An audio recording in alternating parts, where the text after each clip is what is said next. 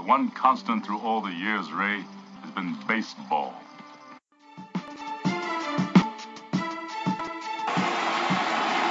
It hasn't happened at Fenway Park for 95 years. The Red Sox are world champions.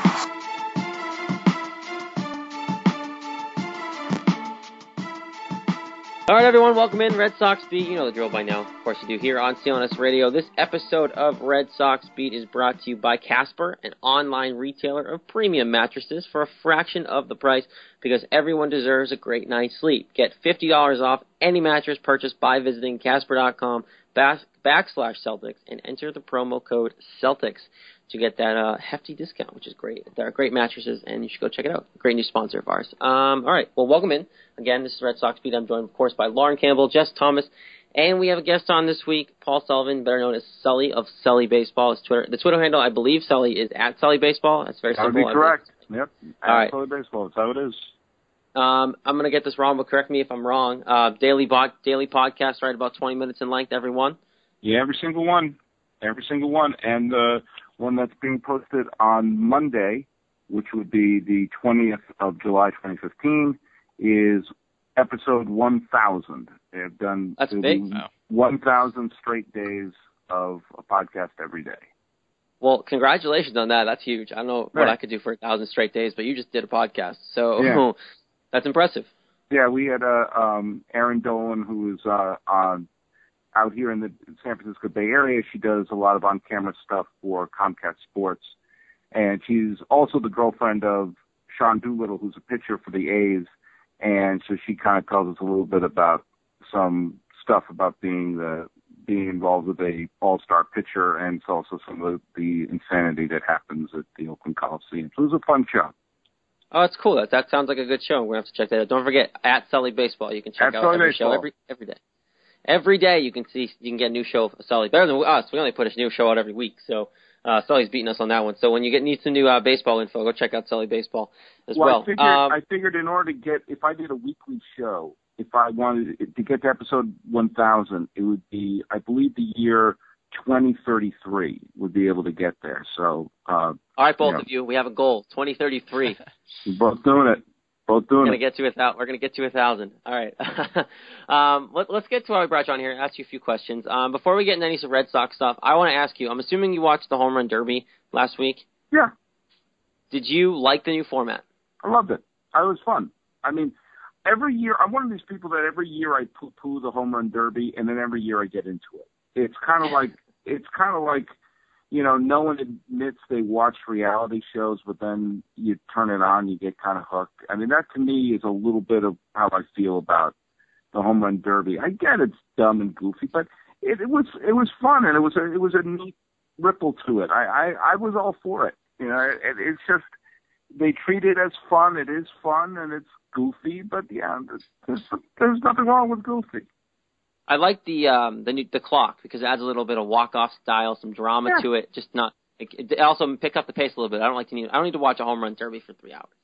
That's right. I mean, it's just guys swinging from their heels, trying to hit homers, and that could get dull after a while. And I think that it adds a certain amount of sense of urgency to what is essentially just a fun thing to do. I don't get people get upset about things like the Home Run Derby. It's like, just relax. It's just kind of fun.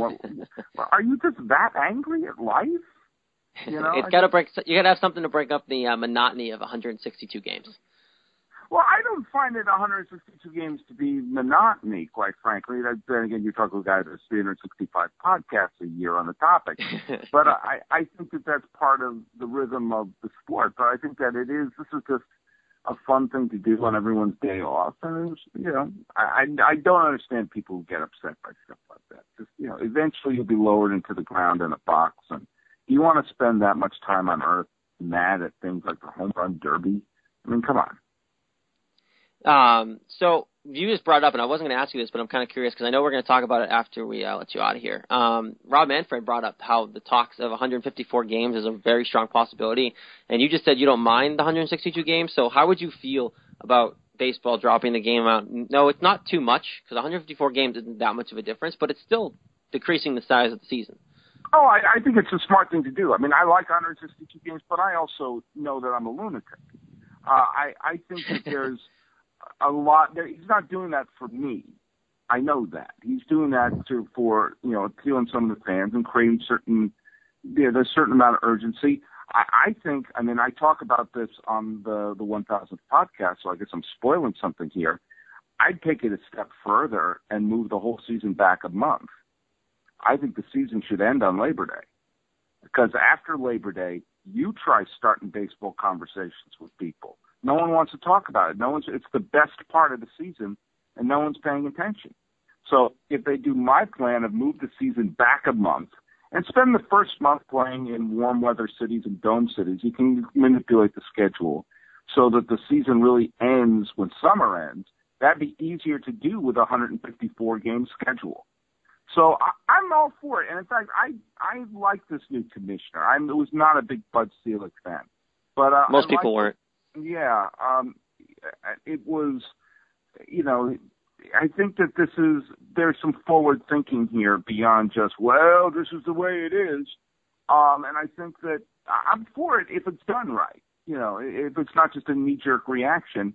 I'm all for anything. I just enjoy baseball. I'll watch raccoons play baseball. You don't have to worry about me. But I do think that if done correctly and really trying to capitalize where the pennant race is being seen by the most number of eyeballs, I think that's a smart thing to do. So, Sully, I want to ask you a question about the Red Sox, since obviously this is a Red Sox God. show. Why? We do talk about them once a week, so we're kind of inclined. I was feeling good about my life. Okay, fine. Right. So, basically my main question is, now that the Red Sox have got shut out 2 games in a row to start the second half of the season, where is the cutoff point this season to them having any chance? You might think they already have no chance, but obviously mathematically they have plenty of a chance. But what chance would you put them at making the playoffs, and at what point are they going to be out of it? Well, I think that we have to look at the time when they're out of it. It's probably mid-May. Mid-May. Yeah, it was probably the first day of the season, No, not the first day of the season. I think that it was I looked at them around Memorial Day, and I said, you don't have to eat a whole pot of spaghetti sauce to know how it tastes. And you don't have to watch an entire season to know what this team is going to do. We've seen 3 Red Sox champions. We've seen many teams that made the playoffs. And we've seen several teams that fell just short. And then we've seen some teams that are like, wow, this is not going to happen this year, is it? And boy, that's what I was tasting on that little wooden spoon by the end of May. I think that this is not they're not going to make the playoffs. I mean, the amount of things that will have to go right, that there's no indication that these things will go right for this Red Sox team, makes me say, they don't have a shot. And you know what? This is where I'm going to say something somewhat sacrilegious here. I don't necessarily think that's a terrible thing. I think that if they're not going to win this year, I also don't think they're in a position where they can trade away many of their assets. So I wouldn't mind them keep bringing up players from Pawtucket and see what we've got. Bogarts has turned into a fine player. Betts has turned into a fine player. Brockholt has turned into a fine player. You may see that there are some pieces that moving forward to next year could fit together, and there are going to be some terrific starting pitchers available in the free agent market. So they're not going to make the postseason. I want everyone to take that out of your brains. I want you to do an eternal sunshine of the spotless mind and just wipe that little part of your brain out that says they're not going to make the World Series, they're not going to make the postseason. Dust off the 2013 DVDs in case you need a little boost. It wasn't that long ago. And realize that this is what a rebuilding year looks like. You have some veterans, you got some young players. It won't always work, but you know what? They could be laying down the groundwork for 2016 and 2017. And I'm not even thinking about postseason at this point. If they get it, that'd be like looking into your jacket pocket that you haven't worn in a few months and finding an extra $20 bill stuck in the pocket there. I mean, to me, that's just a bonus. Yeah. It's a great feeling, and it's not going to happen. So, but no, that's my take. I mean, I think I'm not even thinking that way. I mean, I just want to see. I get excited. Like, oh, that still looks good, or Holt is still getting some hits, or Bogarts is coming together. That's where I get excited about with this team. I mean, anything else that happens, they teased us a little bit going into the Yankee series when they went on that nice little win streak, and like, hey, if they sweep the Yankees, they'll only be, no, stop it, go home. It's not my first barbecue. It's not my first barbecue with this team. I know what's happening, and it's good and bad. I know what the good teams look like. I'm sorry, I interrupted you. What did you say? Oh, no, I was just going to say I'm going to stick with the Red Sox theme here with questions. Yeah, go ahead. With Ryan Hannigan, he came back a few weeks right before the All-Star break, and he said that he had seen something in Rick Porcello that wanted to give him another shot. He came out, pitched pretty well, and then his last start wasn't the greatest. Do you think the catcher has any impact on that, or is Rick Porcello just terrible? Well, Porcello has been – I can prove Porcello has been terrible in a court of law. Like in front of a jury of my peers, I can stand and I can – he has been terrible. But there has been instances of – I mean, every team has had situations where a pitcher has been horrific one year and then something, they turn things around somewhere else. I mean, just look at the main reason the Red Sox went from being as bad as they were in 2012 to winning the World Series in 2013. I'm sorry. I mean, it's sacrilege. It wasn't Beards. It wasn't Boston Strong. It was they got terrible seasons from Lester and Buchholz and Lackey beforehand. And actually, Lackey was out for the entire season. And then they turned them around, and they got good seasons the next year. And I really think that Porcello has ability. I mean, it's not like a Make-A-Wish Foundation situation when he pitches. He's a major league pitcher. So there's clearly something going wrong. Now, whether Hannigan can be the Porcello whisperer, that I don't know.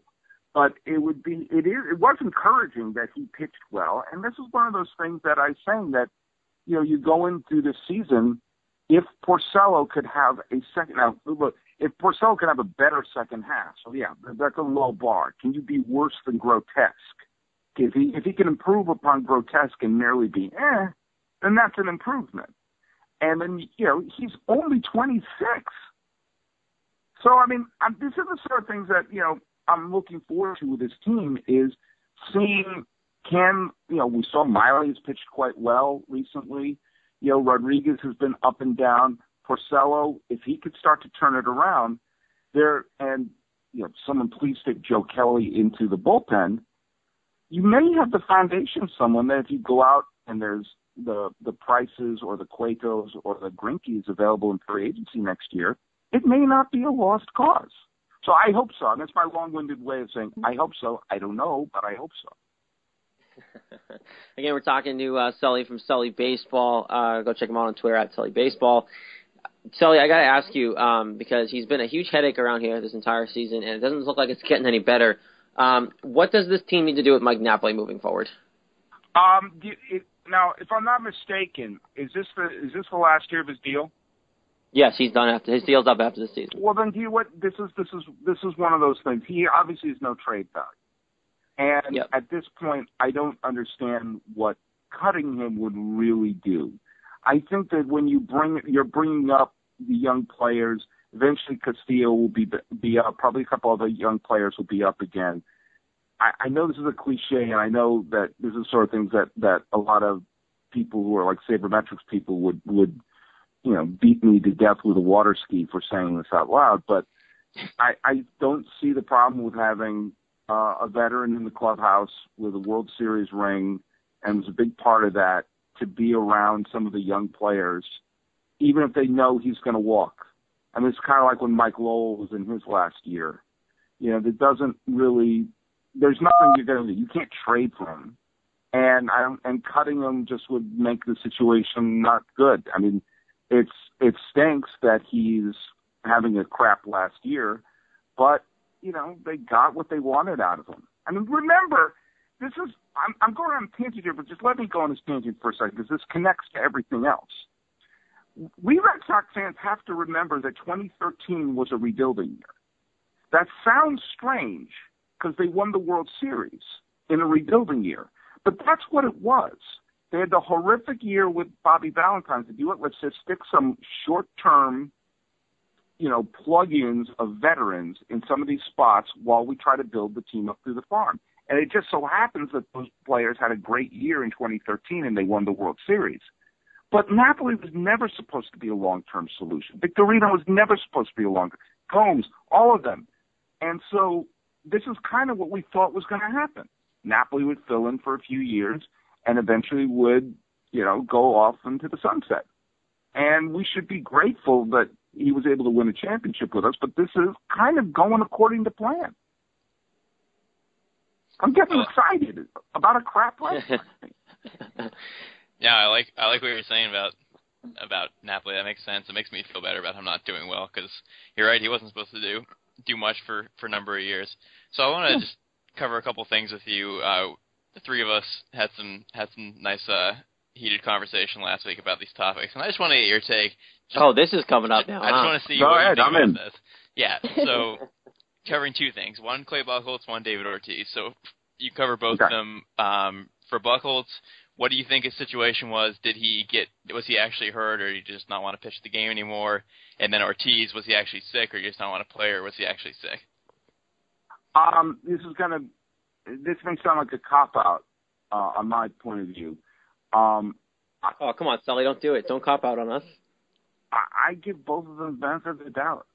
All right. I'm sorry. I don't. Thank you. At this point, first of all, I mean, there's a part of me is like, okay, if you contribute to a Red Sox championship or multiple Red Sox championships, as the case of those two, they ran Buchholz through a no-hitter in 2007.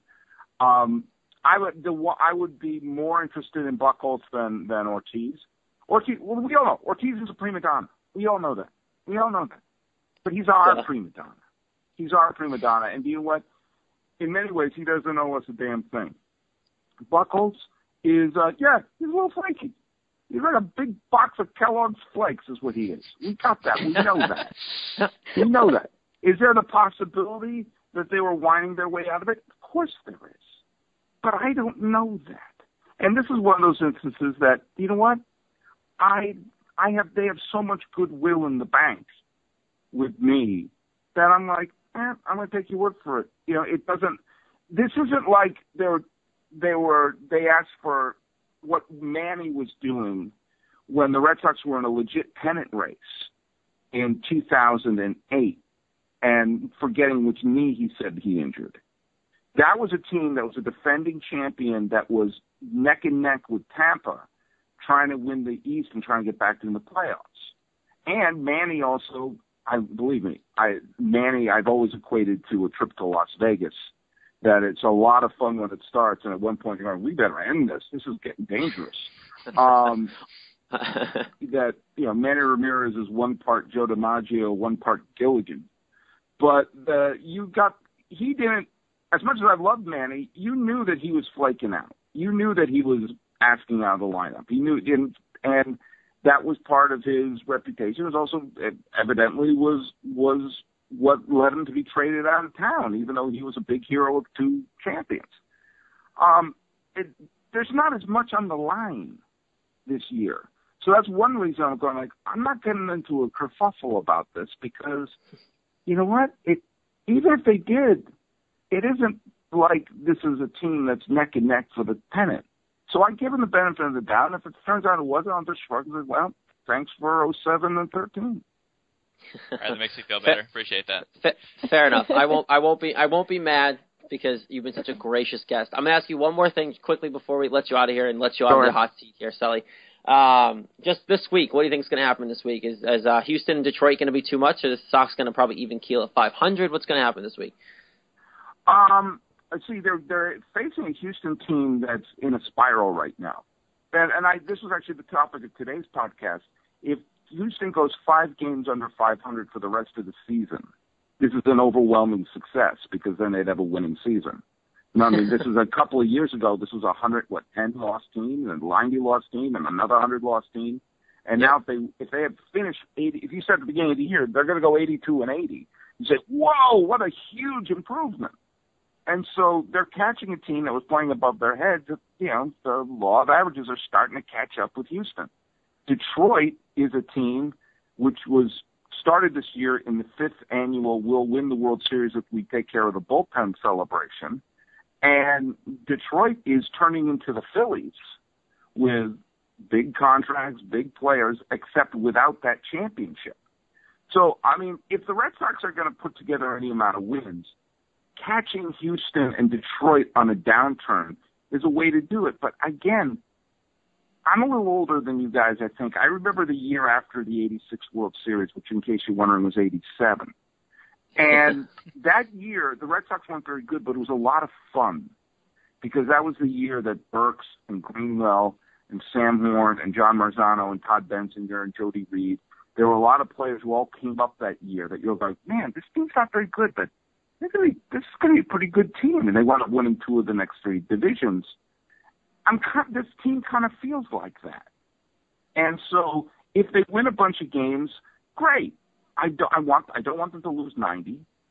Great if they go on a run, but and you know, facing Detroit and Houston is probably the right thing at this point. But again, we got to temper. We got to sort of look at the individuals and say, here's what we have moving forward in the next year, as opposed to thinking they're going to go on some great run, which, you know, we all know this is not going to happen with this club. All right, well, there it is. Basically, the message from Sully is enjoy this team for what it is, and I completely agree. Again, this is at Sully Baseball. Sully from, of course, his daily podcast, 1000th episode this week, so go on and check it out and listen to it if you haven't. Sully, we appreciate the time, of course, and you're more than welcome to join us again, so just let us know and don't be a stranger, all right? All right, I had a lot of fun. Hey, thanks a lot and take care, and hey, go Sox. Even if it's not for a title, go Sox. Here it is. All right. Thanks, Sully. Take care, you all. Have a good one. Thanks, Sully. All right, again, that's at Sully Baseball on Twitter, daily podcast. Man, first of all, congrats to him on the 1000th podcast, because that's crazy. I don't have the intention span to do anything for 1,000 days in a row, and he's killing it every day. And Sully was brought to you by Reached app. Sports fans want to engage with your favorite CLNS personalities. Download the Reached app today for both the iPhone and Android. Are you a fan of the Celtics, Red Sox, Bruins, or Patriots? Make your voice heard. Join your favorite show, and our host will ask questions. Maybe your answer will get heard on air. Download the Reached app today again at www.reachedapp.com/CLNS. And before we move on, I kind of want to talk a couple of things that he said. Jess, do you have any Reached results for us this week? Yeah, we got a couple of them. My question, of course, 2 questions ago was, do you think David Ortiz was sick on Sunday? Because this is what we've been doing. And we got 8 responses, and 5 said yes. So you guys can go jump off a cliff.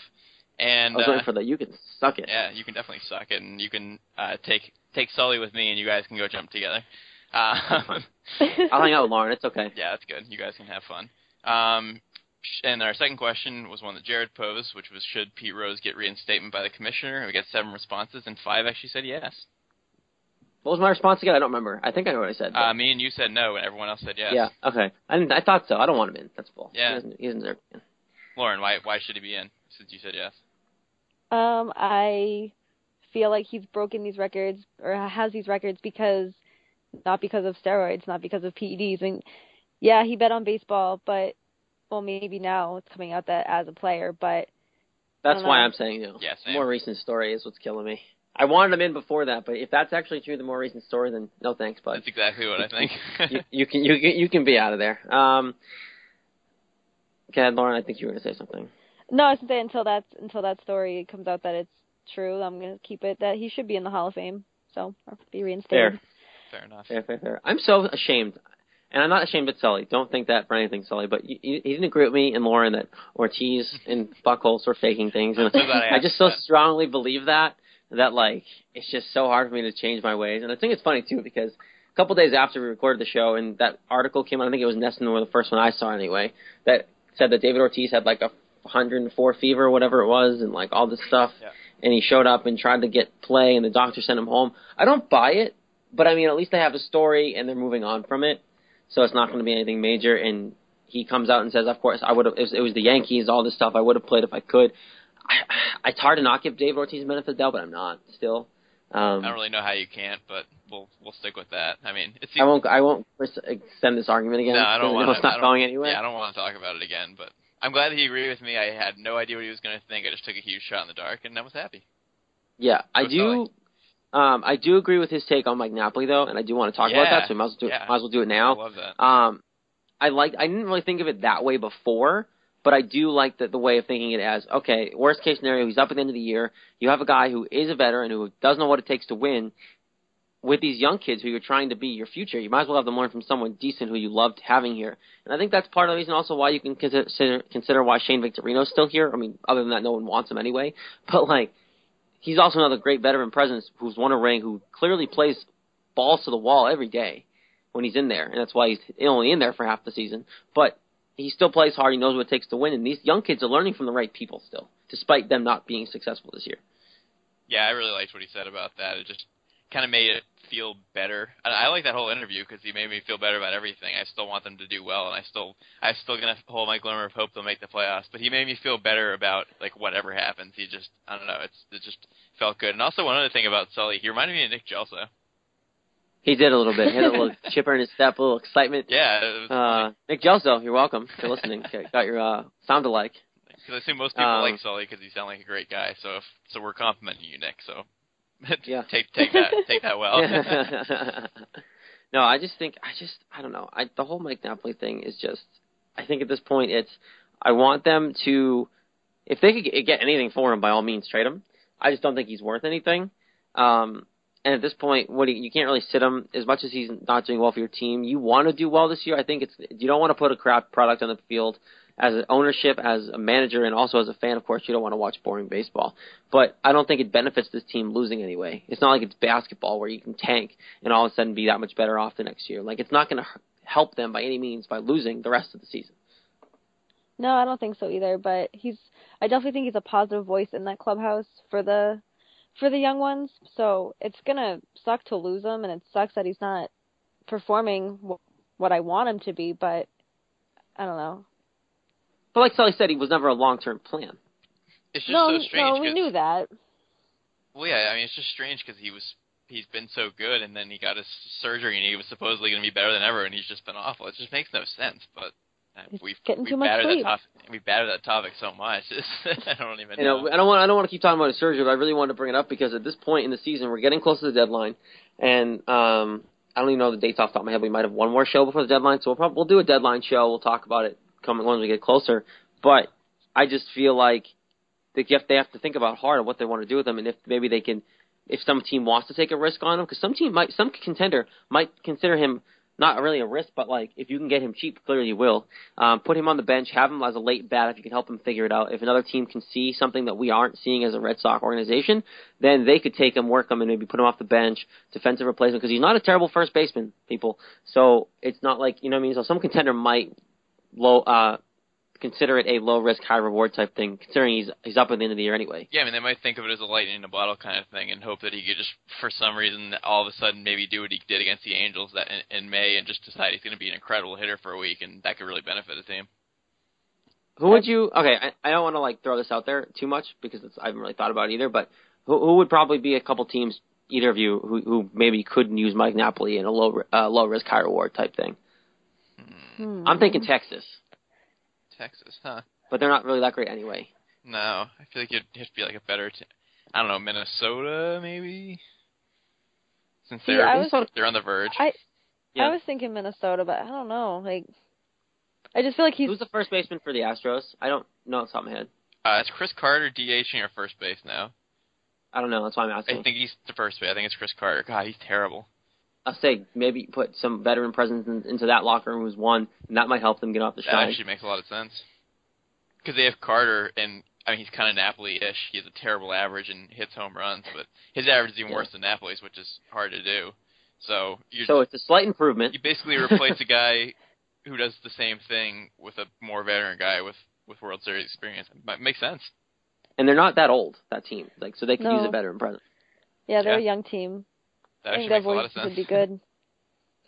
All right, Get on the phone, Sherrington. Get Houston on the phone. Yeah, Houston. Houston, we do not have a problem. You can have Mike Napoli. I swear it's not a problem. He is not a problem. Oh, man. But, yeah, no, I think that would be a good fit.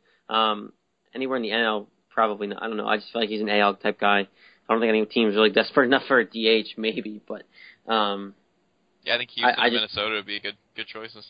Top 2 choices. I don't think he's going anywhere. Don't get me wrong. I don't think that's going to happen. Probably not, but I was just curious what you guys thought about Paul. I think Houston sounds like the best fit, to be honest. I think it does, too. Yeah, I can see that. All right, I don't want to talk about Mike Napoli forever because we've talked about Mike Napoli. There's only so much you can say about the guy who's hitting like crap and good on the field. You can only say so much about it. Let's do some MLB headlines, get caught up here on some smaller stuff, and then we'll move on to some more Red Sox talk, some fantasy talk, of course, coming on in just a bit. A quick 2-game recap. Quick 2-game recap. So we'll obviously preview the week that's coming about as well. But let's do some MLB headlines quick. Only got a couple here. One of them is Red Sox related. First, Brian Johnson, you're welcome, Lauren, is pitching Tuesday, finally. He will be making his Major League debut in Houston on Tuesday. For some reason, I kept thinking it was Monday when I was doing other stuff earlier, but no, it's Tuesday, pitching against Houston. Secondly, Rob Manfred. We mentioned this with Sully. Spoke at the All-Star game last week, and he's open to the idea of expanding the league. That means adding teams, also including going and adding more playoff teams, which I'll get to in a second. And also, of course, dropping the schedule to 154 games. And finally, oh no, I only had 2. That's a bummer. Thought I had 3. Oh well, we'll do 2. Don't mind my lousy preparation. Hey, so those are MLB headlines. Early. It's a day early, and it was a boring week of baseball. I had not much to go off of. And the AL won the All-Star game. There you go. There's your third update if you wanted the third one. But yeah, so we know what your feeling is, Lauren, on Brian Johnson. So Jess, how do you feel about Brian Johnson? Yeah, I'm excited for him. I think it'll be good to see him start, and I also like the matchup that he's facing Vincent Velasquez on Tuesday for the Astros, and this will only be Velasquez's 7th career game in the majors. So it's not like Johnson's facing the guy who's been in the league for 15 years and has had a really good career. He's facing a guy who's basically as new as him. So I think that'll be a good matchup. I think he's facing a good team. It'll be good to see what he does against Houston. I'm excited for it. Are your hormones flying, Jess? Not at all. No, you sure? I'll just enjoy it and watch it and move on. Okay. I won't even bother asking you, Lauren, because I know how you feel about it. I'm just really excited. Yeah, those hormones are flying over there, huh? What if he does terrible, though? Everywhere. You're gonna feel so bad. It's okay. The hormones are still flying, so it's I'm fine. going to be like, I saw him pitch. I'm so excited he's still here. Why do you like him so much? Because I've been waiting for this guy to come up. He's so good. And we'll see. And he's got a pretty face. Yeah, let's move on. He looks pretty unattractive to me. But before that goes anywhere, we shouldn't be taking it. The Rob Manfred stuff last week. Yeah. He's very open-minded. I love him as commissioner so far. He's doing some good things, but he's saying stuff that we've been talking about for a while as media and sports talk hosts. Yeah, I like him too. I think he's definitely open to ideas, which is excellent for the league. Him and Adam Silver are both doing an excellent job as new guys. But in terms of the schedule dropping 154 games, to be honest, I really don't see that much of a difference. It's 8 games. I really don't. Either. I don't see a point, really. I figured just keep it the same, because then if you drop the amount of games, then the stats are going to get skewed from past years, and people are going to start comparing year to year and the differences and stuff, and it's not going to be right because it's not going to be the same amount of games. So I don't like that. I think they should just keep it what it is. If you're going to change it dramatically, not like a week's worth of games. That's my thought on that. And expanding the league to more teams in the playoffs, I kind of like it because I feel like there's not enough teams, but I also don't want it to turn into the NBA and NHL where there's way too many teams in the playoffs. So, but I don't know. The worst part about that is too, Jess, sorry to interrupt you, but I'm going to anyway. Unless you move the season back like Sully suggested, you're already going close to November every year anyway. Right. So if you had more teams, what are you going to do? Have a play-in game, then an extra whole other series, and then a couple more series like normal? Like that goes into November every year. That's true. It really can't go any longer than it does. So I mean, they already report to spring training in February, so just keep everything the same. Keep the season the same. Keep the teams the same. I'm cool with shortening the games. I mean, whatever. But adding teams isn't going to help your problem. No, I don't like the idea of adding teams. Basically what Jess said, it's going to be like the NHL and the NBA where it just goes on forever, where it's like the playoffs start in April and they end in almost July for NHL. So it's like it's just never ending. And then going off what Jess said again, just if you're going to change the amount of games, change it dramatically, because there's 8 games isn't going to do anything. Drop it like 30 games if you want to make some kind of difference.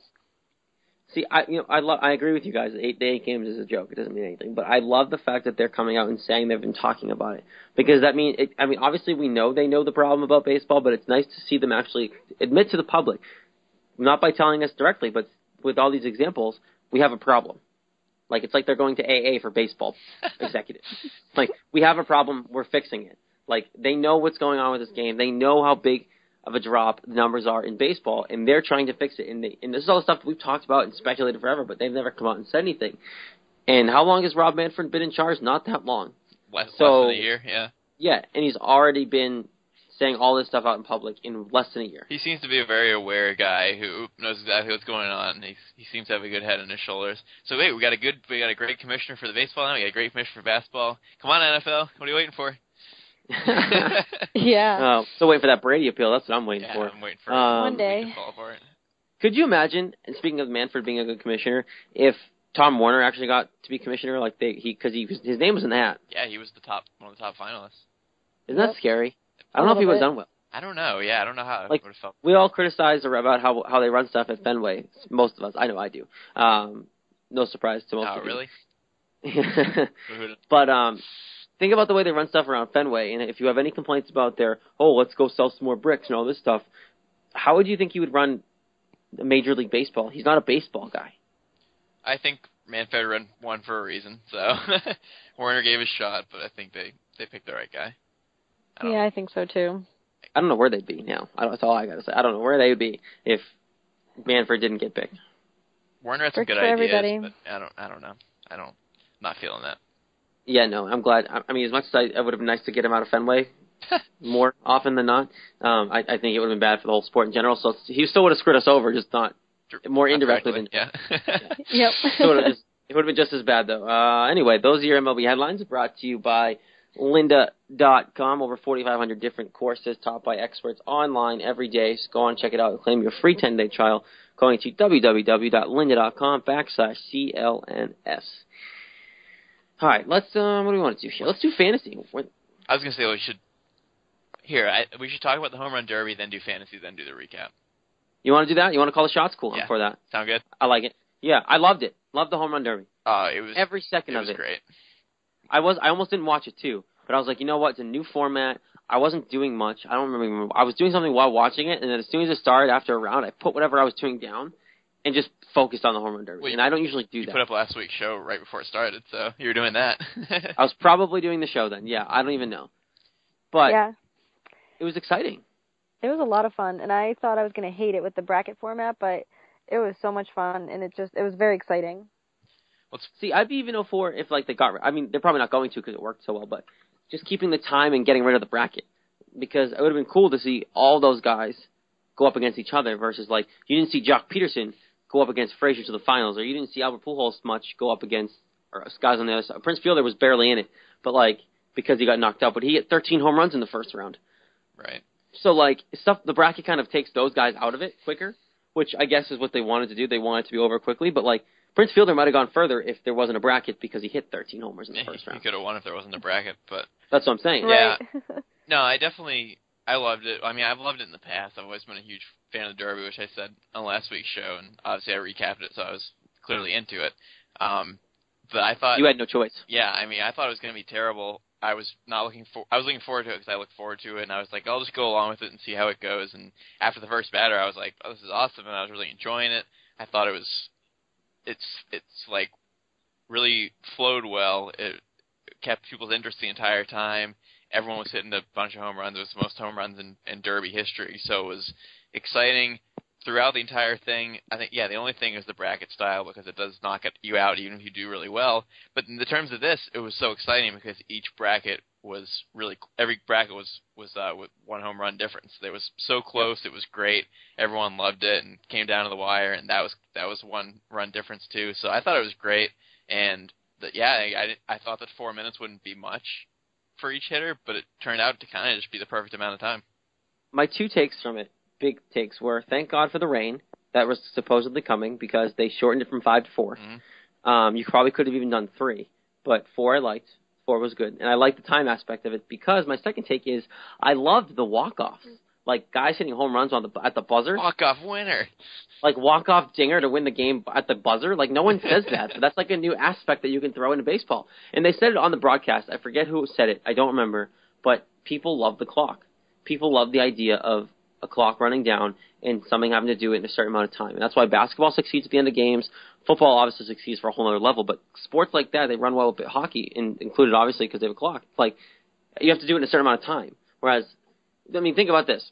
And it's the way I think about it. Frazier had, almost like 37 swings per round?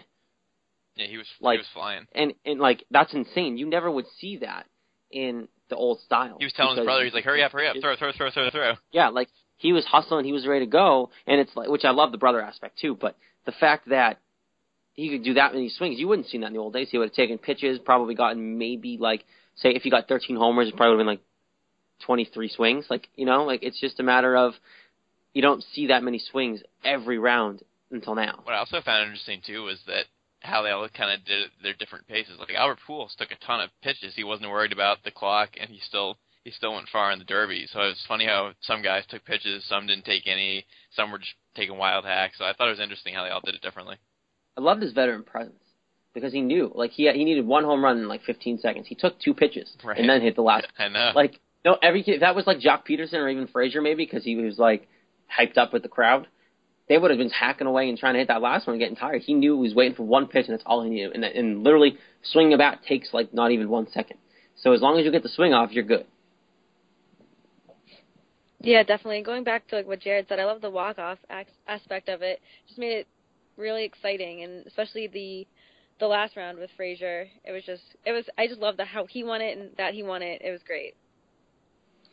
I love the fact that he, like, I love his story. I do love Frazier's story quickly. Obviously, like, he won the Little League World Series. There's pictures out there of him standing next to Jeter at shortstop at one of those games when they were honoring them winning the World Series. And then all of a sudden now he's in the big leagues making his own heroics. It's a great story. I love Frazier's story, and I love the way he plays the game. Too bad he's stuck in Cincinnati. But I think he's great for the game, too. He's one of those guys. He's not young anymore, but he's great for the game, and I'm glad he got to win this year. Because he came, he was in last year, right? He came in second last year? Yeah, he lost to Cespedes in the final last year. Yeah, so I'm glad that he came and did it this year, and the atmosphere in there was rocking. Yeah, it was real fun. Raving reviews, A+ all around. Yeah, I'm all for it. All right, let's take Jess's orders. Let's take Jess's orders here, and do some fantasy talk. Of course, this fantasy segment every week. Tell you who to add. We don't tell you how to drop. Just add. You gotta figure that out on your own. But obviously, you can check out the article you guys write, and you can check out that you guys suggest drops as well on CLNS. Yeah, we were off this week because obviously there was almost no games, so a little hard to do an updated segment with no games. So we'll be back next week, though. But so you got some advice from us at least for the coming week to who to add. Let's see, who do I want to go first this week? Let's see, Lauren, you can go first. All right, so my first pick is Chris Young from the Yankees. You have a good chance of picking him up. He's only owned in about 11% of Yahoo leagues. He's only batting .257, 11 home runs, 27 RBI. But if he's batting against a left-handed pitcher, you want this guy in your lineup because he hits .365, has 6 out of his 11 home runs came against left-handed pitching, and he's got 14 RBI. So he's definitely a good guy to have when you're facing a lefty. It's a good one. I agree. It's unfortunate that he's a Yankee. Yes. But it's definitely a good suggestion. We're not biased to those Yankee people when suggesting for success for your team. I've been harping all year, go get A-Rod, and he's been playing well. So definitely go out and get them. I'm going to go first with Carlos Santana, first baseman for the Indians. He's only hitting .235 now, but he's always been a late bloomer, and this is the time of year where he usually picks it up. Last 3 years, stats don't lie. This guy loves the second half. Expect him to have a big half. If you go back and look at the stats, he's huge from this time last year on. Last year he went from June on. He likes to play this time of year, so go out and get Santana. He's definitely available in most leagues. My first guy is Matt Duffy on the San Francisco Giants. He plays second and third, so he's good to slot in a few different spots. And he's been on fire, which is funny because he's only owned in slightly more than half of the ESPN leagues. But if you look at his last week, well, with the All-Star break in between, he had 3 hits on the 18th, 3 hits on the 17th, 3 hits on the 11th, and 4 hits on the 10th. So he's been on absolute fire. He averages over 300 at 302. He's got 4 RBI in that span of time. So this guy's a hit machine. So get runs, get RBI, and get hits. I mean, I can't believe he's only owned in half the league because he's absolutely on the tear. I like that one. That's a good one. Yeah, I like that one too. No one's heard of him, so I had him for a little bit, and I dropped him, and now I'm kind of regretting it. But he's probably still around though. I think I had my advice to Adam a few weeks ago. You were on his train early. Yeah. Yeah, you were all over that. I was. I like that guy. My second pick is Joe Mauer, first baseman for the Minnesota Twins. He had a bad first half, a lot of struggles, but this past month he's been pretty decent. He's had 4 home runs in the last month, and he's a career .316 hitter. Right now he's at .271, so the more he continues this surge that he's on, the more that average will raise, go back to hopefully what he was. Not never what he was, but what he should be. Never a bad thing to pick him up. He's always got that potential to break out, and I definitely think that's a good call, especially on a team that's succeeding. They're not terrible this year, so I definitely go out and check him out. Let's see, where's my second one? There you are. Melky Cabrera of the White Sox. You all know who Melky Cabrera is. I don't have to tell you that, but he let's see. In the last month, he is hitting .326 with an .890 OPS. He seems to be gathering that ability to hit like he had last year in Seattle, and why the White Sox paid so much for the guy. He hasn't been successful most of the season, but it seems like he's starting to hit the ball better and see the ball better, and I think he's coming to his own, just like Carlos Santana is going to be soon. So definitely go out and check out Melky Cabrera as well. And my last guy is a pitcher for the Los Angeles Dodgers, Mike Bolsinger. He is a rookie, I believe, and he's pitched pretty well all season. He's had a few ups and downs, but overall he's 4-3 with a 3.04 ERA, and his last 2 games he's only given up 3 runs total. He hasn't gotten a win since June 8th, but he's pitched very good games in a number of those. He doesn't go a lot of innings, but if he can just lift his innings a little bit more, then he'll get more wins, and he's got a good ERA. So if you need a good guy who will limit your runs for your team, he's a good guy to get. I like Bolsinger. He's a good guy. He's been pitching pretty well. There you have it. Lauren had Joe Mauer and Chris Young. Jess had Duffy and Matt Duffy and Mike Bolsinger, as just mentioned. And I had Carlos Santana and Melky Cabrera. And those are your fantasy ads this week, brought to you by, of course, DraftKings. Baseball's in full swing, and you can be part of the action all season long at DraftKings.com, the official daily fantasy partner of Major League Baseball. Daily fantasy means no season-long commitments, just instant cash and instant gratification.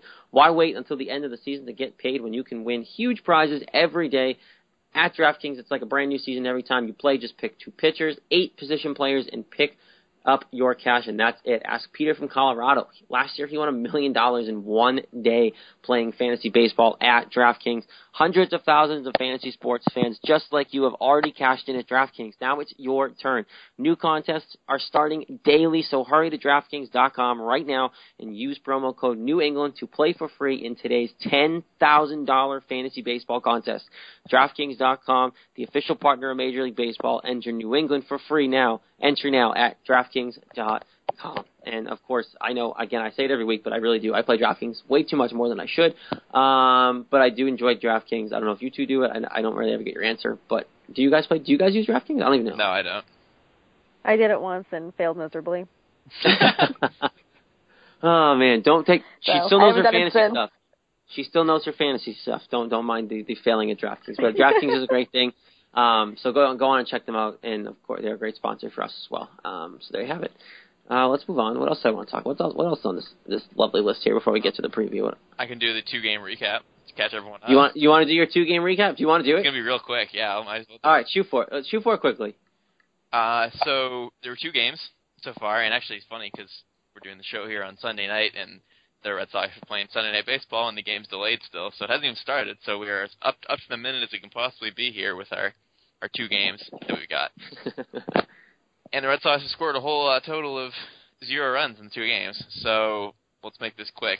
Donut hole. Friday night's game was a great game, and it's really unfortunate how it turned out because Wade Miley was fantastic. He pitched 6 innings of no-hit ball. He pitched 5 1/3 innings of perfect game. He was rolling. He was working fast as always. He wasn't throwing a lot of pitches. He was really dominant against the good lineup. He finished with 7 innings, 1 hit, 2 walks, 6 Ks. Really deserved to win, but when you don't score, you don't win. And C.J. Wilson shut down the Red Sox almost as much as Miley shut down the Angels. He did give up 5 hits and 3 walks. The Red Sox had plenty more chances than the Angels did, but they just couldn't get that run across. They kept getting guys to second, a couple guys to third, just could not drive them in, which was unfortunate because we went all the way to the bottom of the 9th inning of a tied game, scoreless, and Koji Uehara got 2 quick outs of Johnny Giavotella and Cole Calhoun. But, of course, it brought up Mike Trout, unfortunately, and dun, dun, dun. He enjoys 9th inning games that are tied. And he's a stud. Second pitch of the at-bat, he just got his pitch, low splitter, and he destroyed it to center field. That was all she wrote. 1-0 Angels. Heartbreak. Why are you pitching to him, Jess? Jess, why are you pitching to him? Well, I mean, they only had 1 hit in the entire game, so I guess they were feeling good about. But it's Mike Trout. I know. Would you rather face Pujols? Yes. Yeah, probably. Yeah, it's really. If you're gonna lose 2-0 versus 1-0, don't pitch to Mike Trout. Yeah, you're right. Like worst case scenario, they hit Pujols is a 2-run homer. Who cares if you lose 2 or 1-0? I guess they were figuring it was Koji, and he's a good pitcher, and he was doing well. It's so unfortunate because that would have been a great way to start the second half, get a nice win, pick up a game on the Yankees. Actually, the Yankees won Friday. They lost Saturday. Either way, it would have been a good win to get, and it was a really tough loss. And they really deserved to win it if you go by pitching because really Miley was fantastic. So really tough loss to start out, which was annoying because it brought us to Saturday yesterday. And that was just frustrating because, once again, not many runs in the game for either team, but when you get 0, you're not going to win. I mean, it's hard to win when you don't score any runs. When you score actually 0, because that's true. You're not going to win if you don't score a run. Got to score at least 1. Right. Maybe you 1. Even if you don't get a hit, score a run. But they didn't get runs or hits for that matter. This game was Cole Calhoun night at Anaheim Stadium. He hit 2 solo dingers off Rick Porcello. Literally the exact same pitch in the exact same place. He hit it the exact same place in the outfield. It's like, why did you throw the same pitch to him when he just hit a home run 2 innings earlier? So that was annoying. Porcello, because it was Rick Porcello. Well, that's the thing. He didn't pitch that bad, really. I mean, his command was a little off. 3 walks, 4 hits. Only went 5 innings because he threw 102 pitches. But overall, he didn't do that bad. Just those 2 home runs. But once again, if you don't score, you're not going to win. And it wasn't too bad for him. Right.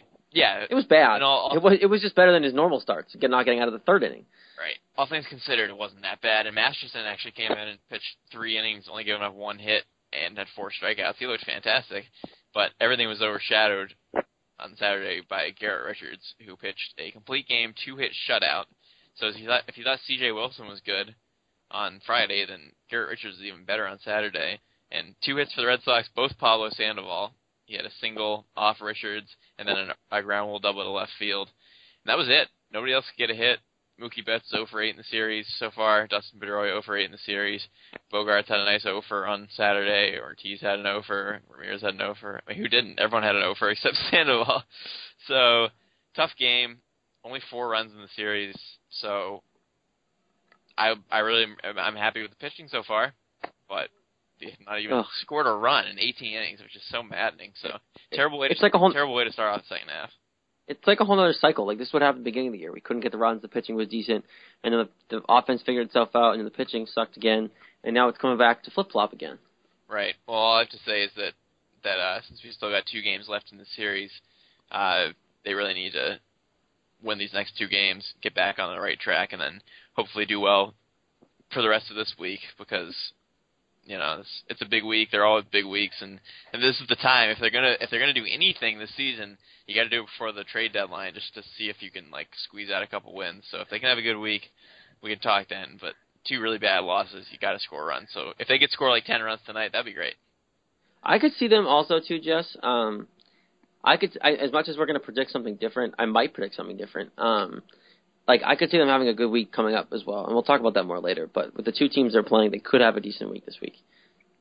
Yeah, you can't lose 4 games straight coming out of the All-Star break. You just can't do that. Now, tonight's huge, Sunday night. If you're listening to the show, it'll probably will be over by that point or rained out or something. But if they get the game in, they really need to win it.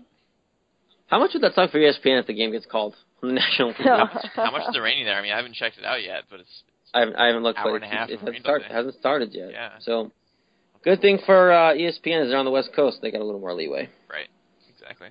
So. People over here will be up late, but we'll be up late, but they won't care. Right. No. So we'll see what goes on with that one. But Jess, beautiful recap. Do you want to give an MVP? Is there one to give? Yeah, I'm giving it to Wade Miley because you're obviously not going to give it to anyone offensively because they didn't score. And true. And, I guess you could say Masterson because he pitched well in relief, but well, you could give it to Sandoval. I got the only hit of the weekend. Right. You give it to a couple of guys, but overall, Miley pitched 6 no-hit innings. That's impressive. So you got to give it to him. There you go. I like it. That's probably the only guy I would even consider giving it to. So it was fun. A nice 2-game recap, nice and easy. It was quick, fresh, got to the point. I liked it. Yeah, it was good. It was nice. It was good. Of course, you did a great job. Okay, I do want to talk a little more about Brian Johnson before we get to the what's it called, the preview of the week before we get out of here. I love the fact that he's starting finally. I know it obviously took Clay Buchholz to get him to get hurt to start. But I'm intrigued to see what the kid has. I think he can only pitch so well in AAA before he was going to get the nod anyway because he's been pitching pretty well. I don't know what his ERA is. I don't know. But it's in the ones, right? I think when he was brought up, it was 276. Oh, really? I thought it was lower than that. I so think. really impressive. Oh, yeah. That's good. Wow. Okay, then. Never mind. I guess I'm thinking like Lauren now. I just really like the guy. It was 184 at one point. Okay, that's probably what I'm thinking. I haven't looked at it in a while. 273 is what it is. Okay, well, maybe he's going to do crappy then. Who knows? But he is catching a good matchup because, like Sully said earlier on the show with us, Houston is kind of a downward spiral team right now. They're kind of trying to dig their cleats in the heels and try to not fall too far, but they're slowly becoming the Houston Astros again. So potentially is a good start there for Brian Johnson. Well, I'm excited. And like what I said too, against the guy who's only pitched 6 games in his career, it's not like he's going to be like overpowered and scared facing a wily veteran or something. How great would it be, and I know Lauren thinks this of him, but if you could get like Eduardo Rodriguez 2.0 out of this guy and like really have 2 young guys to pitch well coming out of Pawtucket. And then Stephen Wright too. And then Stephen Wright, who isn't young though, let's be honest, he's what, 30? Yeah, he's 30. I didn't think I didn't know he was that old. Yeah, he's 30. Yeah, he's old. He's an old dude. So, by the Red Sox philosophy, he won't be here after next year because they don't pay guys who are 30. No, they hate 30-year-olds. They hate 30-year-olds. but at least they have those 3 guys, and I think if Brian Johnson pans out, which he's supposed to be, doesn't this also put less pressure on Henry Owens to become the next guy this quickly? Because all the hype's been on Henry Owens for all these years, and now these 2 guys out of nowhere. Rodriguez was not nowhere; he wasn't in our system for the whole time. But these 2 guys are now taking a little bit of pressure off Henry Owens, and he can figure himself out in AAA too, which is kind of a nice ripple effect all the way down. Yeah, all during spring training it was Henry Owens, and now it's where's Henry Owens? It's Brian Johnson now, which is fine by me, but it's just weird funny how the tables have turned, kind of. Yeah, no one cares about Henry Owens anymore. Which is probably good because now it's taking less pressure off from him. I'm serious though, because like the how much pressure probably on some kid who's going to be claimed as the next thing before he's even here. Yeah. Like, nobody's even talking about him right now. His ERA is probably like 125 right now. Yeah, coming into the season, that'd be great. Coming into the season, I was all for Henry Owens. Like, I was like, okay, when's this team going to need Henry Owens? Maybe in September to help you win? Because, like, obviously coming into the year, we all thought this team was going to do well. And we saw the issues in the rotation. So we're like, okay, just wait. Henry Owens will be ready by the end of the year, and we'll have him help us make that final push into the playoffs and make a run. 1, we were way off on that. 2, Henry Owens hasn't panned out, but it might not be that. It might just be more of Brian Johnson and Eduardo Rodriguez have come out and done so much that now we don't need Henry Owens right away because Henry Owens has been compared to like Cole Hamels of what he could be. Yeah, that's a lot of pressure right there. He's only 22 years old. I'm looking at his numbers right now. This year he's 3-7 with a 3.26 ERA. So bad record, but his ERA is pretty good. Oh wow. Yeah. Do we see him? Granted, I don't know how good the Paw Sox have been playing as a team. That's why his record might be bad. Yeah, but bad. I didn't think they were great. Yeah, especially because we sent him Alan Craig and Joe Kelly. That doesn't help. That really doesn't. And then they had Shane Victorino for a little. Doesn't help. It doesn't help at all. They're even worse than the Red Sox. Do we see him at all the rest of the season? Probably not. At least before September call-ups. I think he'll be up here in September once they make the call-ups. But do you think he'll be here before September? Definitely not. No, I don't think so. No chance. You guys really don't think he'll be here in September? Maybe September. Definitely not before. I don't know. I would give him a start in September. See what he's got. I guess it depends where the team's at as a whole, whether they're tanking or whether they're getting a shot possibly Right, the if they're like playoffs, 500 rather than like 20 games Is under. is this team good enough to tank? Aren't they can they lose on purpose? Are they good No. enough to tank?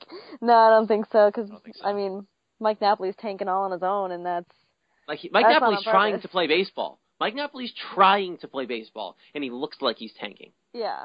That's too No, bad. I don't. I know. I really wanted to do so well. But I don't want to get off on that rant because I will. But I really honestly think that Henry Owens will probably be up here in September clubs, get a start or two towards the end of the year, because I really think this team is dropping fast slowly. And unless they make their buyers at the deadline, which we will talk about next week or the week after, so stay tuned for that, everyone. I honestly think that they can't really do any wrong by it. I think it's worth a shot. Yeah, we'll see what they do. Yeah, I'm intrigued. I'm okay to see Henry Owens get a start at least. But let's do a little preview. Let's preview the week ahead. Look, I'm back to my pessimistic ways. I'm just looking at the sheet in front of me to see what we got here. Let's see. All right. We still got tonight's game and tomorrow's game before these games happen too, so just keep that in mind. Those two nights, of course, we are previewing the 3 versus the Astros, which are on the road, and 3 with the Tigers, which are all at home. So let's start with Jess. All right. So I think that the Astros series will be a good one. I got Red Sox winning 2 out of 3 from Houston because, as we've talked about, Houston's on a downslide, and hopefully the Red Sox will be in an upswing if they can win the last 2 games of the Angels series and then put it to Houston a little bit. So I think 2 out of 3 is fair for this series. Yeah, I got the same thing. I was thinking about going sweep because, like we said, they were on the downslide. But one, I don't trust this Red Sox team enough to win 3 games in a row, and right now, the way they're playing against the Angels. And 2, I don't trust that Altuve won't screw us over somehow, just because he's a little ball of fury and he's good. And so road games too. And road games, which doesn't help either. And that's stupid center field. Ugh. So I somehow between all those factors, there's a loss in there somewhere. Yeah, that's about where I'm at too. I'm taking 2 out of 3 from Houston, so same thing, road games. You guys basically said everything I was going to say, so. We're all in agreement. All right, so. let's move on to Detroit then. We don't need to stalemate that one. Jess, you can go get it. All right, we're all different on this one. So for this series, I'm going 2 out of 3 from Detroit as well to make it a 4-2 week. They're so bad for what they're supposed to be. They're 45 and 46 currently as the show is airing, so they're under 500. They're not that much better than the Red Sox, and Sox are at home. I think they'll want to win some home games and hopefully be building off the momentum they get from hopefully a couple wins against the Angels and a couple wins against Houston. So we'll go for a couple more wins against Detroit and make it a 4-2 week. I can see that, especially because Miggy's hurt and he's not playing, so that's a big help for the Red Sox going as well. But I like them to lose. I don't really like them to do it, but I want them. They're going to lose 2 out of 3, I think, to the Detroit Tigers and be an even 500, 3-3 on the week. I really did want. I almost went with you, Jess, on the 2 out of 3 from Detroit, but I don't know. I just feel like they never really play well against Detroit, despite obviously the guys they're hurt and they're not the same team. I'm hoping they do that well, like you said, Jess, because they're going into a series with the White Sox the week after, who also aren't great, and they're also honoring Pedro next week, which is great for him too. So, but I still see them losing 2 out of 3 from Detroit. I'm going really optimistic. I'm going with a sweep of Detroit. I think. Woo! I know. Hot takes with Lauren Campbell. I know, it's first. And, I don't know, coming home, first home series after the All-Star break, I think they'll have some momentum, regardless of what happens with the Astros series, just getting back to Fenway, getting in front of their home fans. I think they're ready to sweep series. Hey, last time you picked them to have a good week, they did, so. Yeah. Hopefully Lauren's mojo is on the team then. I mean, Brian Johnson's here, so. Brian Johnson cures all, everyone. All is well with the world. All is well with Brian Johnson up. But there you have it. Jess has us going 4-2. I have us going 3-3. Lauren has the Red Sox going 5-1 this week. Very optimistic. I guess I'm back to my pessimistic ways because I have the team playing the worst out of all 3 of us, even though is 500 really that pessimistic? I don't think so, no. Considering the way this team is. I think it's fair. It's not terrible. It's not as bad as me going 0-6. Which I considered, but they're too bad of teams to really not get at least 1 win this week. So, but there you have it. There's the lovely, lovely preview of this week. And I think we're going to end it there, like we usually do. That was a good show, guys. Again, we want to thank Sully Baseball, at Sully Baseball. Paul Sullivan is his full name, for coming on Don't forget to check him out. He has 1,000th episode. He has a show every day, so that's 1,000 straight days he's been on air doing his thing, talking baseball. So go on and check him out at Sully Baseball on Twitter. If you Google Sully Baseball, it'll come up too. I love the stuff he had to say. He was a good guy. He's funny. So it was definitely a good interview there. And don't forget, of course, that you can find us on Twitter at Red Sox Beat. If you tweet at CLNS Radio, we'll respond to, because I know some of us have control of that Twitter. On Facebook, we're at Red Sox Beat. We're on Tumblr. We're everywhere. So don't be shy. Hit us up wherever you want to find us. And we'll talk back, of course, on Reached as well. Jess, I'm sure you're gonna have some more Reached questions within the next couple days. Oh yeah. So we'll get that going.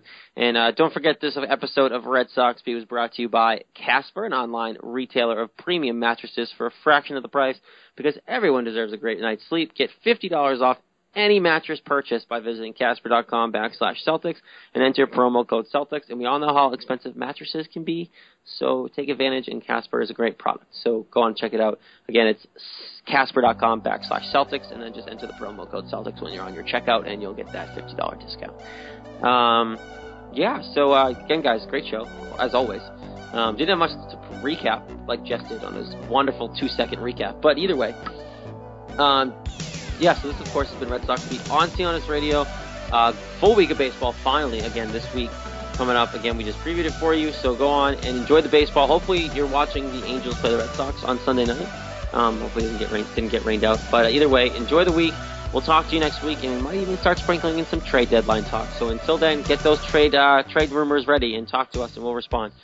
This is Red Sox Beat on CLNS Radio.